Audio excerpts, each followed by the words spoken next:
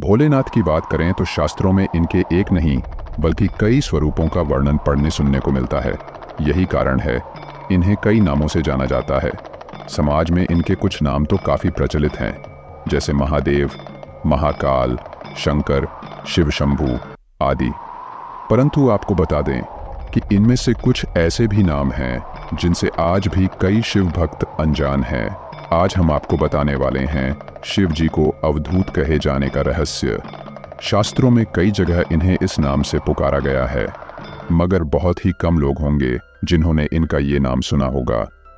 तो चलिए देर न करते हुए जानते हैं अवधूत नाम तथा अवतार के बारे में कि भगवान शंकर ने ये अवतार क्यों और किस लिए लिया था। धर्म ग्रंथों की बात करें तो भगवान शंकर ने अवधूत नामक अवतार अंधकार में चूर हुए स्वर्ग के राजा इंद्रदेव के लिए लिया था। दरअसल शास्त्रों आदि में इससे जुड़ी एक कथा है, जिसके अनुसार पूर्वकाल के एक कल्प की बात है। एक बार देवराज इंद्र संपूर्ण देवताओं और बृहस्पति जी को लेकर कैलाश पर्वत पर गए। उस समय इंद्र के मन में अपने ऐश्वर्य और अधिकार को लेकर अहंकार पैदा हो गया था। ब्रह्मांड के अन्य जीवों की तुलना में अपने आप को श्रेष्ठ समझने का भाव आ गया था उनमें, लेकिन भगवान शिव तो अंतर्यामी हैं। महादेव से इंद्र का यह मिथ्या अहंकार छिपा न रहा, अतः उन्होंने इंद्र का पतन न हो इसीलिए उनके कल्याण के लिए अवधूत का स्वरूप धारण किया और कैलाश आते समय उनके रास्ते में खड़े हो गए। अपने रास्ते में खड़ा देख इंद्र ने उन अवधूत रूपधारी सदाशिव से पूछा, तुम कौन हो? भगवान शिव अपने स्थान पर हैं या कहीं अन्यत्र गए हैं? परंतु बार बार पूछने पर भी शिव जी ने इंद्र को कोई उत्तर न दिया।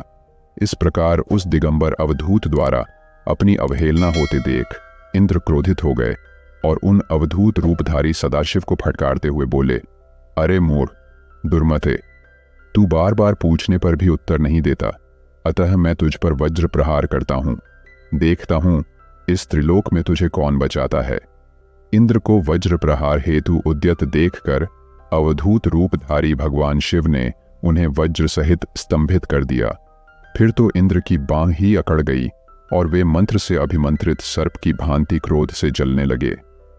उधर उन अवधूतेश्वर स्वरूप भगवान शिव के ललाट से एक तेज निकला।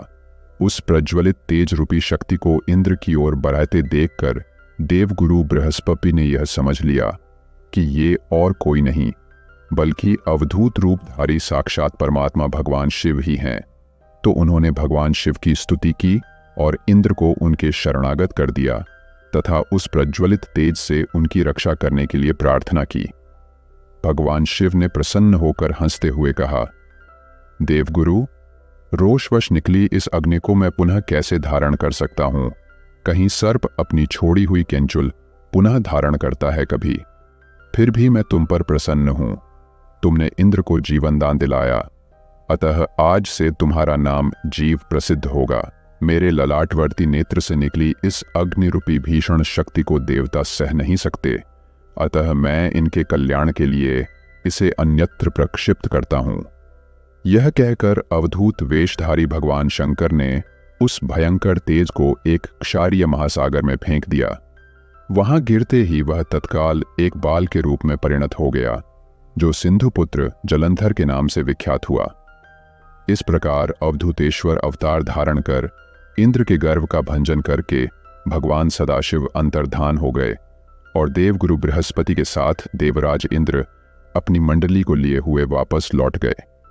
तो वहीं इससे जुड़ी अन्य मान्यता के अनुसार जब देवी सती ने अपने पिता के द्वारा अपने आराध्य के अपमान से आहत होकर यज्ञ में कूदकर अपने देह भस्म कर लिया था, तब उनके वियोग में भगवान शंकर ने अवधूत रूप धारण कर लिया था। कथाओं के अनुसार वे हर समय वियोग में या समाधि में लीन रहने लगे थे। इतना ही नहीं, साधारण मनुष्यों की तरह दुखी होकर परमहंस योगिनियों के समान नग्न शरीर, सर्वांग में भस्म आदि लगाकर संसार में भ्रमण करते रहते थे, जिस कारण उन्हें अवधूत कहा जाने लगा। दोस्तों, आशा करता हूं कि आपको देवादिदेव महादेव के अवधूत अवतार से जुड़ी यह कथा पसंद आई होगी। हर हर महादेव।